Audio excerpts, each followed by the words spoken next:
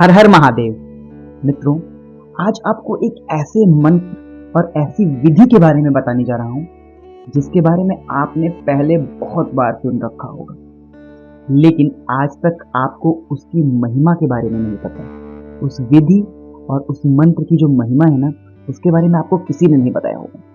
उस विधि और मंत्र की जो महिमा है वो वही लोग बता सकते हैं जिन्होंने उसको एक्सपीरियंस किया है खुद करके।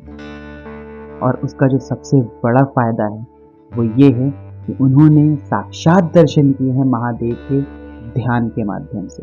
तो चलिए शुरू करते हैं, लेकिन शुरू करने से पहले वीडियो को लाइक कर लीजिएगा, चैनल को सब्सक्राइब कर लीजिएगा, क्योंकि हमारा उद्देश्य आपको सनातन और आध्यात्म से जोड़ने का है। और जब आप सब्सक्राइब करते हैं, लाइक करते हैं, तो थोड़ा सा मोटिवेशन हमारा भी हो जाता है। तो चलिए शुरू करते हैं। मित्रों, जिन्होंने मेरे पिछले वीडियोस देखे हैं उनको प्रणव मंत्र के बारे में पता होगा, क्योंकि अपने बहुत सारे वीडियोस में मैंने प्रणव की चर्चा कर रखी है। जिन लोगों ने प्रणव मंत्र के बारे में नहीं सुना है, जिन्होंने मेरे पिछले वीडियोस नहीं देखे हैं, जो लोग चैनल पर नए हैं, उनके लिए मैं फिर से एक बार एक्सप्लेन कर देता हूं कि प्रणव मंत्र क्या है।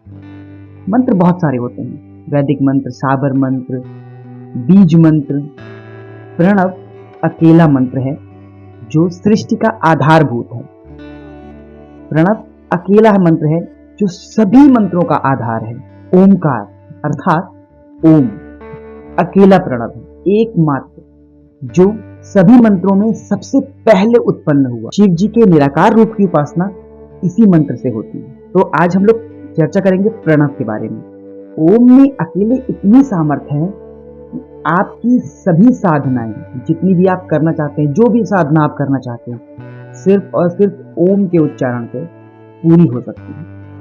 जिनको कुछ नहीं आता, कोई विधि नहीं पता, कोई भी मंत्र नहीं पता, वो सिर्फ प्रणव के उच्चारण से, सिर्फ ओम के उच्चारण से अपनी सभी साधनाएं संपूर्ण कर सकते हैं।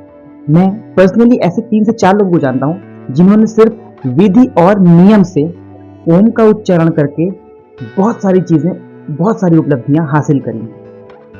पैसा, सक्सेस, ये बहुत छोटी चीजें हैं, ये तो उन्होंने हासिल किया ही, लेकिन जो उनकी सबसे बड़ी उपलब्धि रही है वो ये रही है कि उन्होंने महादेव के दर्शन किए हैं साक्षात ध्यान के माध्यम से।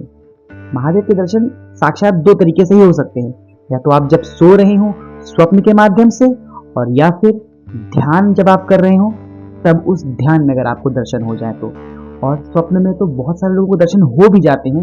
जो लोग बहुत ज्यादा आध्यात्म में रुचि रखते हैं, बहुत ज्यादा अपने ईष्ट में भरोसा रखते हैं, बहुत ज्यादा आस्था है जिनको महादेव में, उनको दर्शन हो जाते हैं स्वप्न में। लेकिन ध्यान के माध्यम से दर्शन कर पाना बहुत रेयर होता है, कहीं लाखों में 2, 3, 4 लोगों को होता है। तो ध्यान के माध्यम से दर्शन कर पाना बहुत मुश्किल है। अब आपको इस विधि के बारे में बताता हूँ। बहुत ही इजी है, आपको कुछ भी नहीं करना है। विधि के नाम पे 0 है, कुछ भी नहीं करना है आपको। ना आपको माला लेनी है, ना आपको गिनती करनी है। कितना जाप आपने किया, कितना तेज किया, कितना स्लो किया, इससे कोई लेना देना नहीं है। जो नियम है वो सिर्फ और सिर्फ टाइमिंग का है। आपको करना है ब्रह्म मुहूर्त में, उषा काल में, जो कि 4 बजे सुबह से लेकर के आपको शुरू करना है। यानी कि 4 बजे से 4:10 के बीच में आपको अपने आसन पर बैठ जाना है। आप सुबह उठेंगे तो आपने नहाया है या नहीं नहाया, इससे कोई फर्क नहीं पड़ता है। आपको सिर्फ और सिर्फ ध्यान करना है। आपको मंदिर में नहीं बैठना है, आपको ईश्वर के सामने नहीं बैठना है, आपको शिवलिंग नहीं रखना है सामने, आपको कुछ भी नहीं करना है, आपको पूजा घर पे नहीं जाना है। किसी भी एक जगह पे जहाँ पर एकांत है आपको बैठना है। एक अपना आसन लगाइए, किसी भी कपड़े का चादर बिछा लीजिए या कुछ भी करिए, एक आसन बिछा लीजिए, आराम से बैठिए।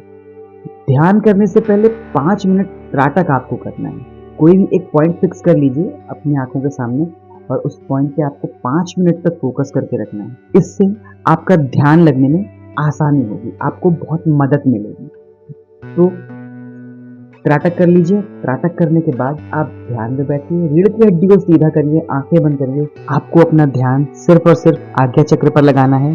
ओम का उच्चारण करना है मन में या फिर बोलकर, जैसा भी आपके लिए इजी हो। मन में कर पाते हैं वो ज्यादा बेनिफिशियल है। ये प्रैक्टिस आपको जितनी देर आप कर सकते हैं, 5 मिनट से लेकर के शुरू करिए एटलीस्ट, और जितनी देर तक आप जा सकते हैं, आधा घंटा, 1 घंटा, जब तक भी आप जितनी देर प्रैक्टिस कर सकते हैं।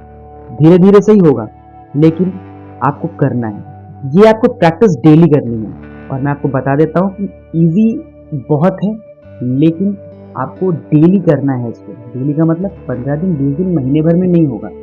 डिपेंड करेगा कि आपका ध्यान कितना स्ट्रांग है और आपकी आस्था कितनी स्ट्रांग है। तो उम्मीद करता हूँ दोस्तों आज की ये जानकारी आपके लिए बेनिफिशियल रही होगी। जल्दी ही मिलेंगे सनातन से जुड़े और नए रहस्यों के साथ। तब तक के लिए हर हर महादेव।